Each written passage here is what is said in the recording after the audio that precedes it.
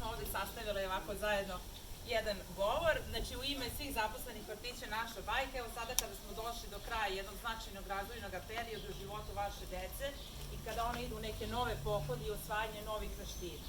Pune 4 godine smo zajedno proveli, bilo je tu i suza, i smeha, i popuštanja i zatezanja, pohvala, kritika, pri čemu ste nam vi kao roditelji zaista bili značajni i saradnici i partneri. Hvala vam na tome, znači zaista iskreno se zahvaljujem. Prosto, eto, čekaj samo gde sam stala.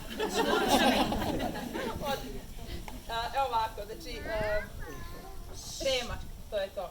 Kaže, zahvaljujem se na divnoj saradnji jer ste zaista bili, znači, predivni svih ovih godina. Prostite ako nekada nismo postupili kako treba, znači sigurno je bilo takvih momenta, nadam se retkih i nikada nije bilo zaista sa lošom namerom.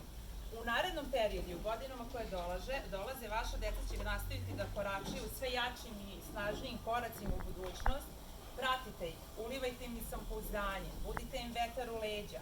Znači, volite ih, slušajte i razumite.